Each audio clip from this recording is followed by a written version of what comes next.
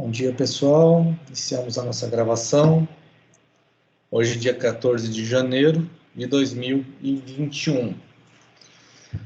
Vamos falar sobre a introdução à microbiologia, já é o início do nosso conteúdo final.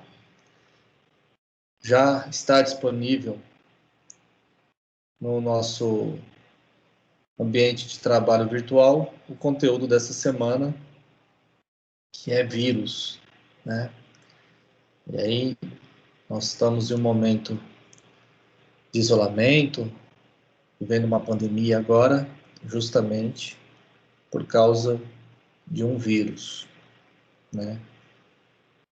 Então, vamos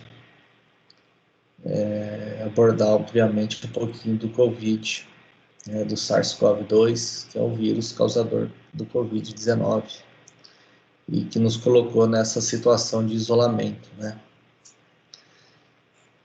Voltando para o tópico de hoje, que seria a parte de introdução à microbiologia. Vou compartilhar aqui minha tela com vocês, Deixa eu já organizar para compartilhar minha tela.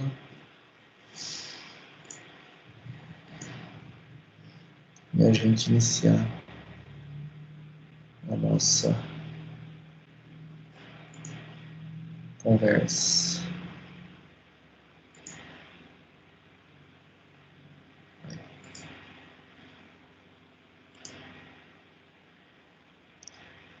O que vocês estão vendo aí, pessoal?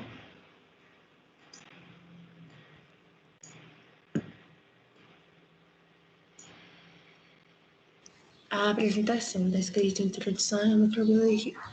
Tá bom.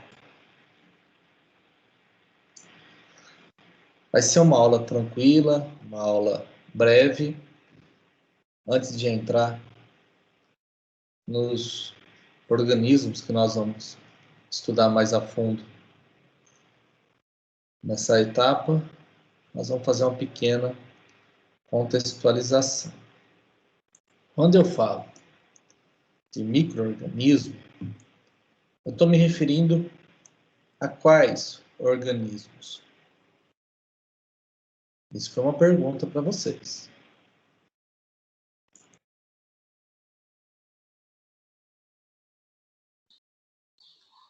Vírus, protozoários, fungos, algas e bactérias.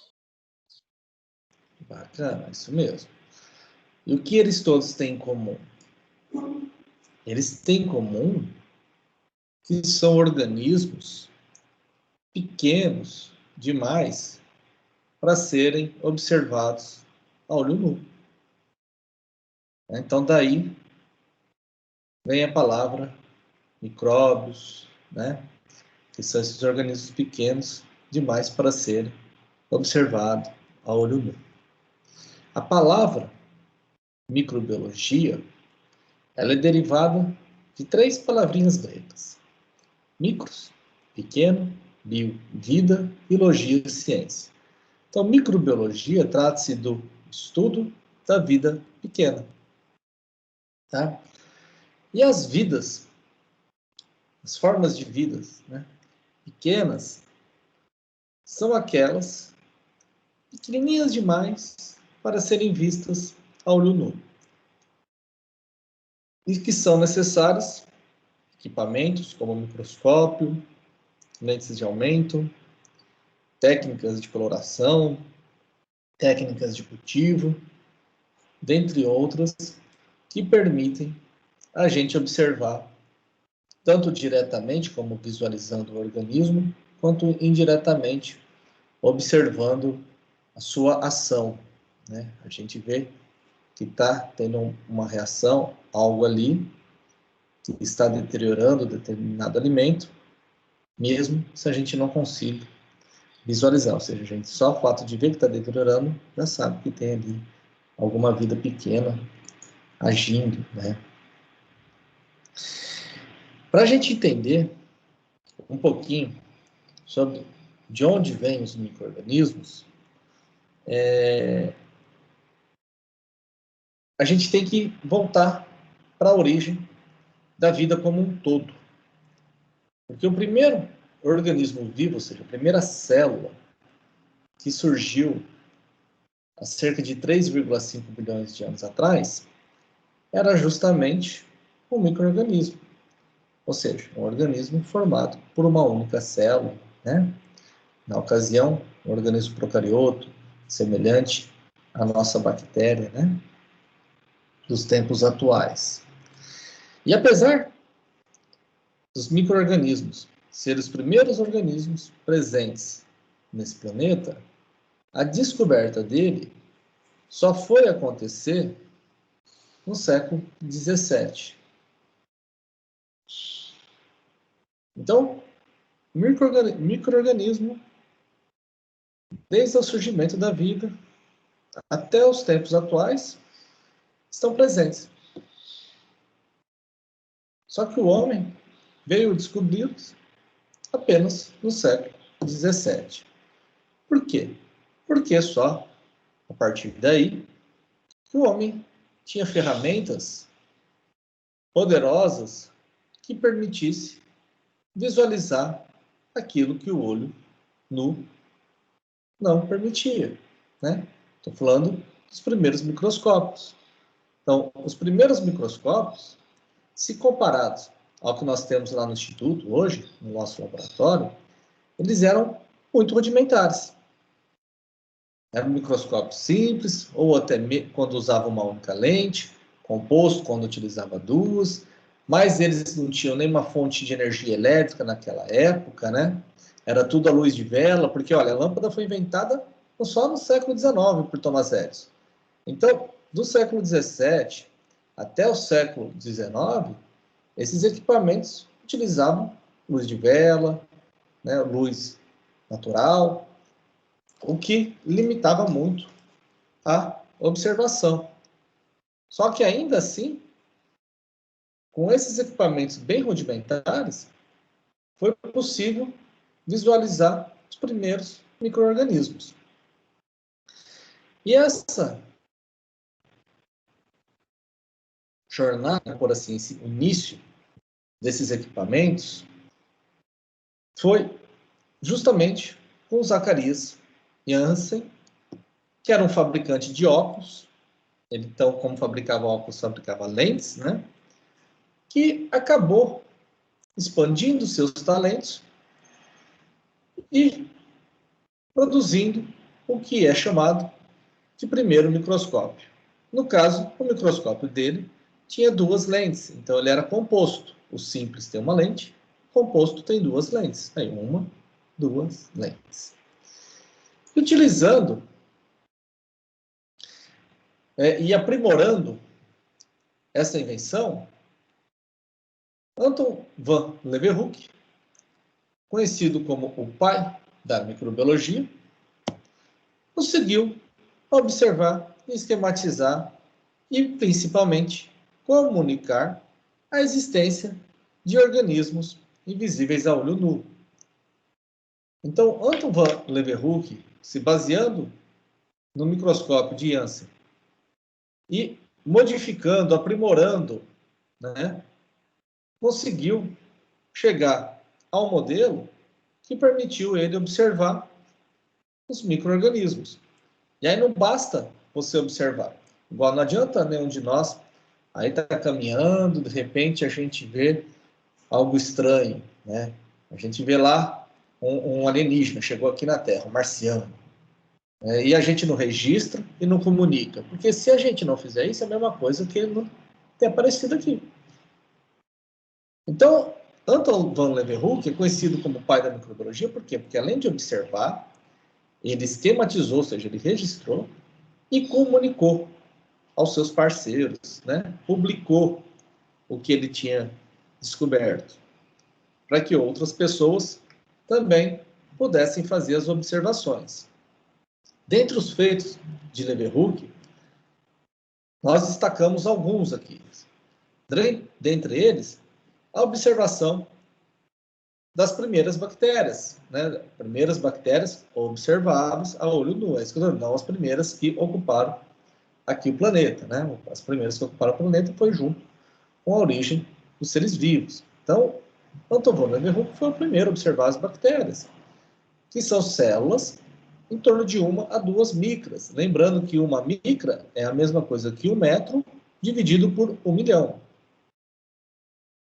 Leeuwenhoek também descobriu os protozoários, organismos eucariotos, né? Então, aqui bactérias são organismos procariotos, protozoários, organismos eucariotos, formados por uma única célula. Ele também olhou células reprodutivas, espermatozoides, de vertebrados, né?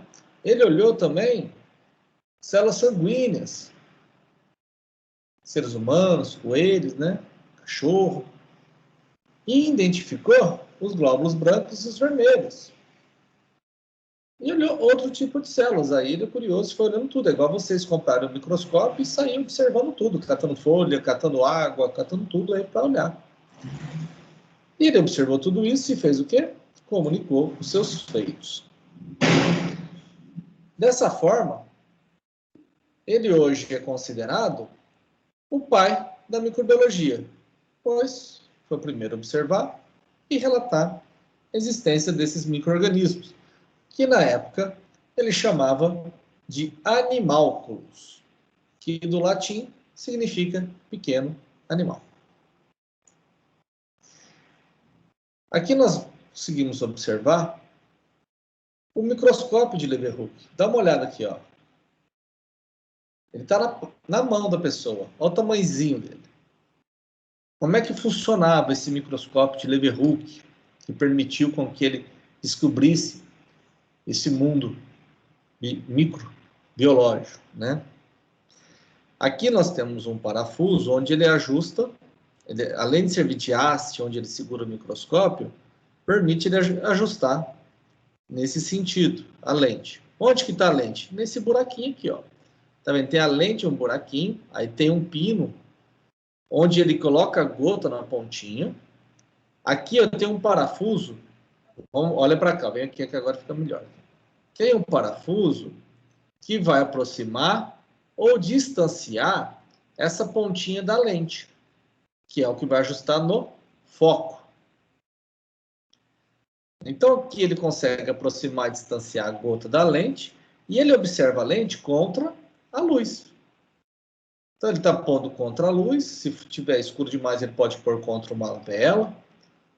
E dessa forma ele conseguiu descobrir as formas de vida. Aqui, ó, nós temos alguns esqueminhas de Leeuwenhoek. Esses são espermatozoides de coelho, de cachorro, né, que ele fez no século XVII. Olha aqui mais esqueminhas dele, os protozoários. Então aqui nós temos os protozoários desenhados por Leeuwenhoek. Quando retornarmos a presencial, vocês vão ter a oportunidade de ir no laboratório e verificar as células. E com o equipamento que nós temos no Instituto, que dá um aumento de 1.500 vezes, a gente consegue ter uma nitidez melhor que a do Leeuwenhoek. E ainda assim, vocês vão perceber que em alguns casos é difícil desenhar um micro-organismo com tanta clareza. Então, o que Leeuwenhoek fez foi um feito bastante significante, porque utilizando-se de uma ferramenta bem rudimentar, um potencial de aumento bem limitado comparado às ferramentas de hoje, ele conseguiu fazer representações dos organismos microbiológicos com muita qualidade. E esse grupo, né, de micro-organismos, de organismos só observados a olho nu, hoje são classificados, né? A gente discutiu antes dessa aula a classificação dos organismos, né? Hoje eles estão classificados em diferentes grupos. E quais são? São as bactérias, os fungos, os protozoários,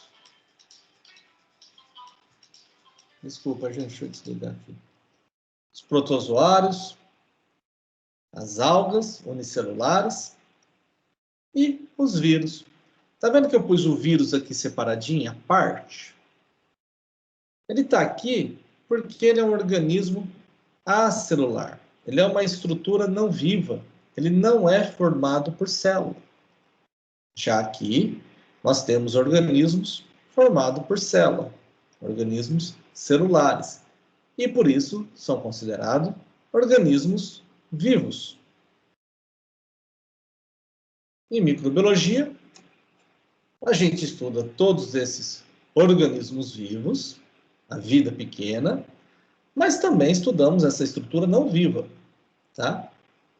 Então aqui não pode ser o estudo da vida pequena, né? Mas porque vírus não é uma vida, mas vamos estudá-lo aqui na disciplina de biologia no conteúdo de microbiologia. E vamos começar com ele, né? Já está inclusive disponível o conteúdo. Indo já para a nossa conclusão, né, para o nosso finalzinho do conteúdo de hoje, eu trouxe essa pergunta aqui, ó. Os micro-organismos fazem bem ou mal? O que vocês acham? Os dois. Tem micro-organismos que fazem mal, são os patogênicos, e tem micro-organismos que as pessoas conseguem usar para o bem, tipo Yakult. Tem muito micro-organismo ali para conservar o Yakult. Bacana. Alguém mais quer acrescentar algo? Eu acho que a gente também pode colocar um exemplo das leveduras. Perfeito. Usam para fazer um vinho. Então, assim, isso é muito comum quando a gente perguntar se fazem bem ou mal, a gente sempre coloca o homem numa posição e vê o que eles podem oferecer para a gente, né? E aí nós estamos olhando o processo industrial, tudo certinho. Vamos tirar um pouquinho essa visão antropocêntrica e vamos pensar assim, que os micro-organismos são organismos vivos que seguem a sua vida, que tocam a sua vida e faz aquilo que ele consegue fazer. Ou seja, ele cresce, se alimenta, né, multiplica-se, deixa descendentes e morre. E nesse processo ele dá a sua contribuição aqui no planeta. Essa definição que a gente faz aqui, que eu coloquei para vocês, se ele faz bem ou mal, é uma visão muito antropocêntrica, né? É uma visão do homem olhando como é que esses organismos podem atendê-los. No entanto, os micro-organismos, eles têm o seu nicho, o seu papel na natureza. Nós temos os micro-organismos decompositores, que são aqueles que vão fazer o quê? Nós morremos, as plantas morrem, os outros animais. Eles vão decompor essa matéria orgânica, liberando esses elementos químicos que compõem essa matéria para que outros organismos vivos utilizem-nos, né? Utilizem-nos. Então, assim, é importante ter isso em mente. O micro-organismo, ele é mais uma forma de vida aqui no planeta e tem o seu papel, assim como o homem tem o papel dele. Então, não é essa coisa de bem ou mal, né? Mas se a gente ficar nessa visão de bem e mal, aí, sim, nós vamos olhar como os organismos podem nos favorecer ou nos prejudicar. E aí, pô, tem os organismos parasitas, etc., né? Mas no papel, na natureza que esses organismos têm, nós temos aqueles que vão ser responsáveis pela reciclagem ou pela ciclagem do nutriente, como ciclo de carbono, fósforo, nitrogênio. Se não tivesse as bactérias fixadoras de nitrogênio, não teria nenhuma forma de vida que a gente conhece hoje, a não ser aquelas que têm a capacidade de utilizar esse elemento químico da atmosfera e incorporar em matéria orgânica, né? É importante que tenha isso. Porque qual que é o maior reservatório de nitrogênio que nós temos? A atmosfera, é o ar. Se pegar a composição do ar, a maior parte dele é nitrogênio. E no nosso corpo, onde que está? No DNA, na proteína, né? Nas moléculas orgânicas, nos aminoácidos, né? Tá nas moléculas orgânicas o nitrogênio. E como esse nitrogênio sai da atmosfera para ser incorporado na nossa matéria orgânica? Ele vem, inicialmente, pelo papel desses organismos capazes de fixar o nitrogênio da atmosfera em uma forma que pode entrar na cadeia alimentar e assim o nitrogênio passando de diferentes níveis tróficos e servindo para fazer as moléculas. A respiração aeróbica, né? É graças ao quê? Ao oxigênio que está na atmosfera. E quem são os organismos que liberam oxigênio? São os fotossintetizantes. E aí nós temos micro-organismos que são fotossintetizantes, as cianobactérias, as algas, né? Que têm um papel importantíssimo nisso. Vamos além. Se a gente pensar que a mitocôndria, que é a organela responsável por habilitar a célula a fazer respiração aeróbica, veio, de acordo com a teoria da endossimbiose, de um procarioto aeróbio, a gente pode concluir que as células eucariontes só são capazes de fazer respiração aeróbica por causa dos micro-organismos. E os micro-organismos também vivem em associação com diferentes outras formas de vida existentes. Vamos pensar na gente mesmo. A nossa pele está cheia de micro-organismos que estão se alimentando de tecido morto. No nosso intestino, nós temos vários micro-organismos que estão ali nos ajudando no processo de digestão, né?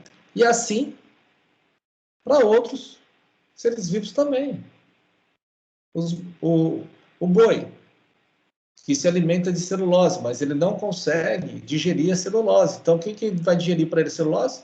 Micro-organismos que estão no seu estômago, que vai decompor a celulose, a lignina ali, liberando o açúcar, e o açúcar sim ele consegue utilizar. Mas nós também temos aquele, como a Vitória bem disse no começo, que causam mal, que são que? Os parasitas. Quando a gente fala que um organismo é parasita, é porque a relação ecológica estabelecida ali é positiva para o parasita e negativa para o hospedeiro. Tá? A associação de cima, que eu estou falando, associação com outros organismos, que está logo acima aqui do parasita, é uma associação que não é negativa para um deles, que é positiva para os dois, ou indiferente para um e positiva para o outro. Seja para um tanto faz, para o outro é bom. Já o parasitismo é sempre negativo para o parasitado, tá? Também serve como alimento, os micro-organismos. Serve alimento tanto para outros micro-organismos, como protozoários, como também para anerídeos, né? Que vão se alimentando de protozoários, os vermes, né, no solo se alimentam por protozoários. E assim vai transferindo os elementos químicos, né, energia, de um nível trófico para outro. Assim, os micro-organismos, de uma forma geral, são importantíssimos para o equilíbrio do ecossistema. Usando como exemplo a agricultura, hoje, um grande investimento em esforço, pesquisa e dinheiro tem sido na descoberta de formas de favorecer o aspecto biológico do solo. Né? Quem é o aspecto biológico do solo? Especialmente os micro-organismos, bactérias, fungos, protozoários. Porque o homem já percebeu que um solo em equilíbrio, um solo vivo, com esses micro-organismos ativos, nós vamos ter o quê? Decomposição, reciclagem de nutriente, vai ter o parasitismo, mas o parasitismo não do homem, parasitando pragas da agricultura. Vai ter associação como as micorrizas, que são fungos, com as plantas que vão trazer vantagens, as bactérias endofíticas que também vão trazer vantagem. Tá?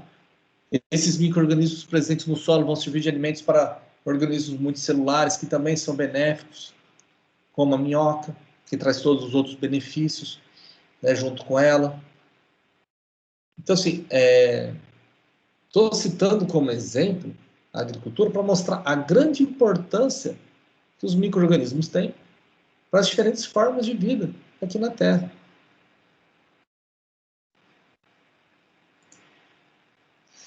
E para visualizar esses micro-organismos e a gente poder estudá-los, né, que a microbiologia faz justamente isso, estuda esses micro-organismos, nós precisamos dos microscópios. E aí nós temos diferentes tipos de microscópios, né, que vão permitir a gente visualizar essas formas de vida. Temos os microscópios ópticos, que utiliza a luz solar, tem o eletrônico, que se utiliza de feixes de elétrons, e aí nós temos as variações do microscópio eletrônico e do microscópio óptico, né, que são microscópios de fase clara, fase escura, entre outros. E aqui nessa foto, a gente pode observar as colônias, né, de micro-organismos, que são várias células juntas, que permite que a gente visualize a olho nu. Aqui nós temos o exemplo de fungo, caso aspergillus. Aqui uma bactéria filamentosa, um actinomiceto. Essa bactéria produz metabólitos secundários que são utilizadas como antibiótico, streptomicina, né? Então aqui a Streptomyces é uma bactéria gram-positiva filamentosa, são chamados de actinomicetos. Os líquens, fungos associados com algas, os líquens são excelentes indicadores de qualidade de ar, porque eles só se desenvolvem onde a qualidade de ar é positiva. Outros micro-organismos, as bactérias, aqui no caso são bacilos, algas unicelulares, fungo, de novo aqui, só que fungo unicelular, lá era o multicelular, aqui é unicelular, as leveduras, e aqui os vírus. Então aqui nós temos uma célula de bactéria, e aqui um vírus bacteriófago, que infecta a bactéria, se ligando à célula para depositar o seu material aqui dentro. Então, olha como a gente consegue visualizar os micro-organismos a olho nu, aqui no caso, organismos coloniais e filamentosos, que são formados por várias células, mas a gente também consegue enxergar os unicelulares a partir da utilização de microscópios. Aqui nessas três microscópio óptico, aqui um microscópio eletrônico, utilizando o feixe de elétron. Tá? Então, quais são as formas que nós vamos estudar a partir de agora? São essas daqui. Começando pelo vírus. Tá? Antes da gente encerrar aqui, vamos tentar responder os 3 exercícios que estão lá no nosso ambiente virtual de aprendizado, né, no Moodle. Então, vamos pegar aqui o primeiro, a respeito da microbiologia. Assinale a alternativa incorreta.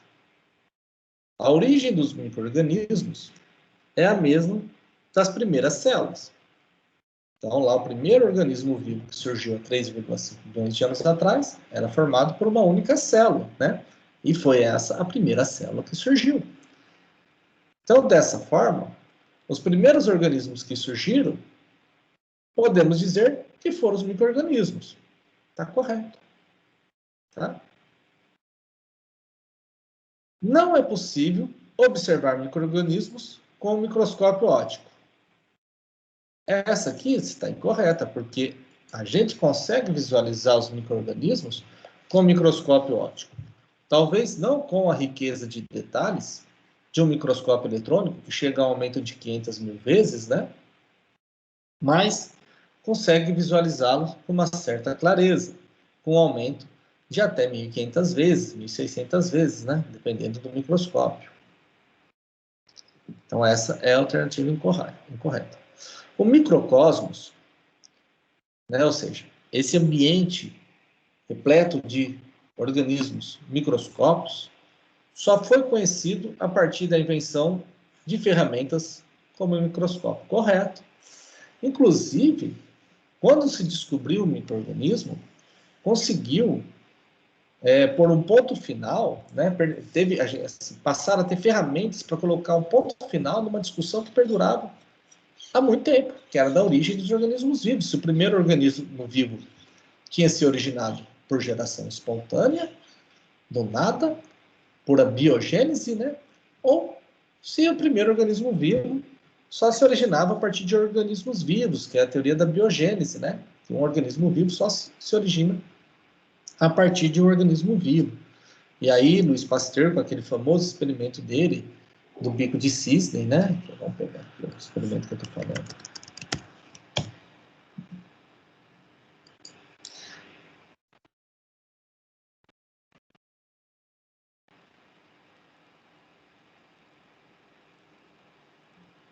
Cadê o bico de cisne? Biogênese.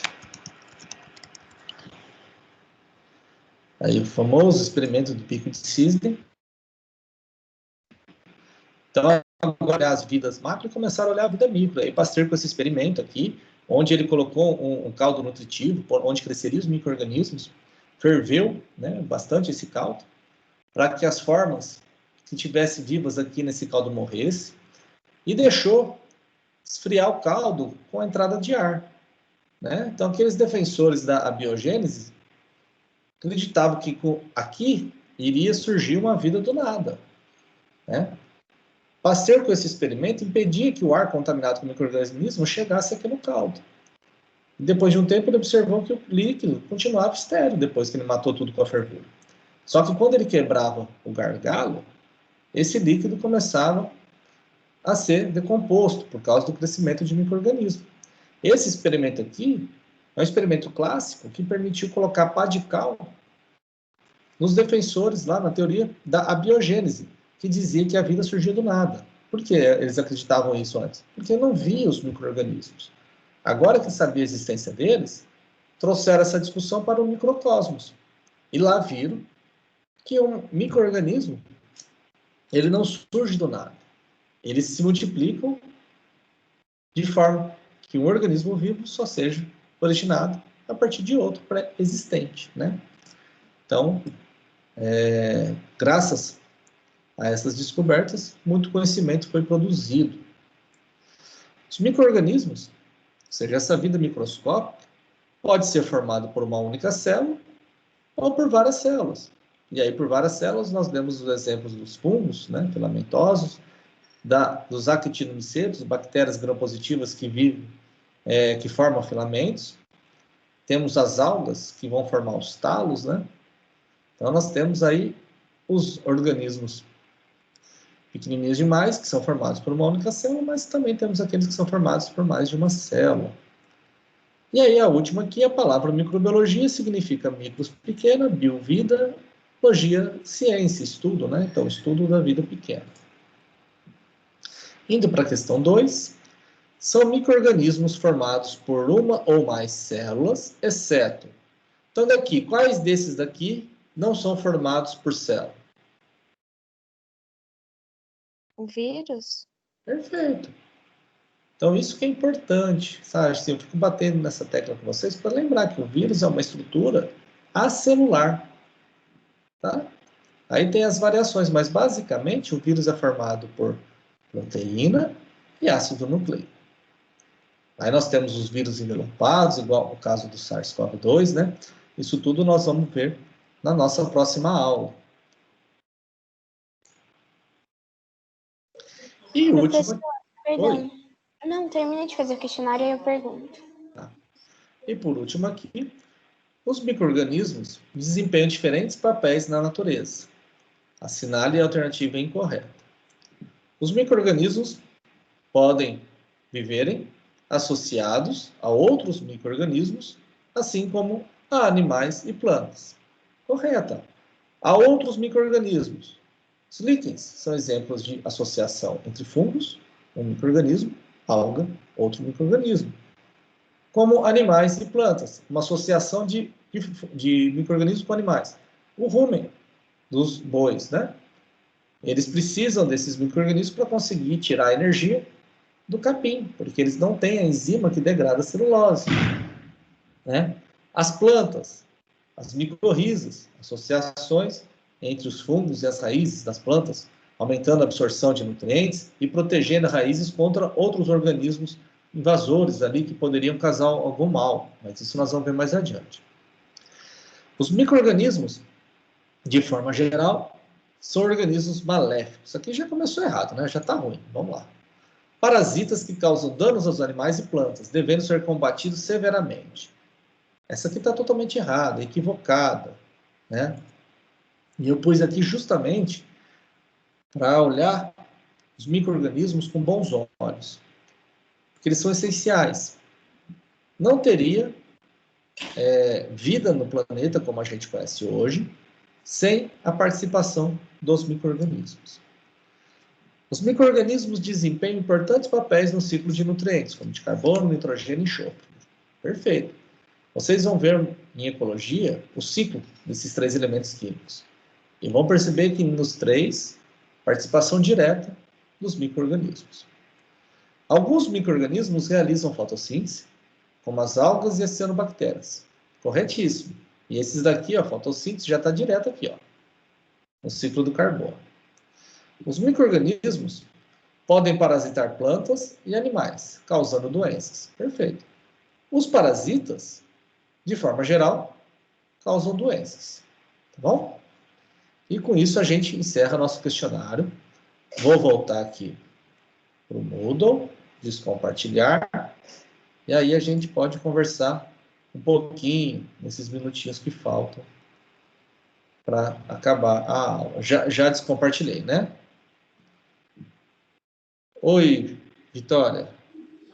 Não, professora, eu só queria tirar uma dúvida, porque eu acho que a aula de hoje, ela ia ser sobre vírus, então o questionário que a gente teria que responder hoje é sobre essa matéria. Não, é sempre assim. A aula anterior, quando a gente faz hoje, é em relação à aula anterior. Ah, sim, entendi. Aí o vírus está disponível agora. Uhum. O vírus, o questionário ainda nem está disponível para vocês. Eu vou disponibilizar ele agora. O do Ok, vírus. obrigada. Essa foi a... Tanto que eu nem disponibilizei e deixei para ser uma aula até mais leve mesmo, para vocês. Para não ficar toda semana com um monte de exercícios. Porque nós estamos até relativamente tranquilos, viu, Vitória? Eu não sei como é que estão os outros conteúdos, mas aqui a gente está tranquilo, pode ir num ritmo com algumas aulas com as pegadas mais fortes e outras com as pegadas mais suaves, como essa de hoje. Mas você já viu que o vírus está disponível lá, né? Já vi De sim. vírus. E eu já vou disponibilizar o questionário de vírus para vocês também. Tá bom? Mais alguma dúvida? Obrigada, viu? Não, tranquilo. Mas é assim, é sempre dessa forma. Eu disponibilizo hoje o conteúdo da semana e a gente trata ele na próxima. Tá? Igual quando eu ponho os exercícios para vocês, a gente trata na próxima. Hoje, seria, se fosse seguindo essa lógica, a gente resolveria só exercícios da introdução ao micro-organismos. Só que não tem conteúdo suficiente para encher de exercícios. Então, eu optei por fazer a apresentação da aula, do material de aula para vocês, e a gente resolveu os exercícios aqui. Tudo na mesma aula.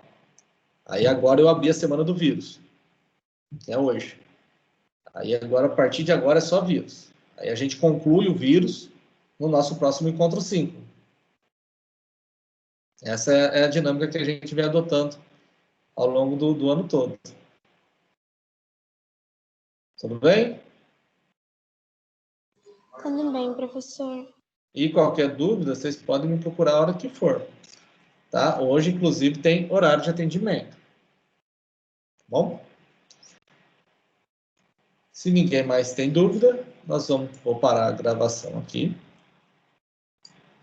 Eu vou disponibilizar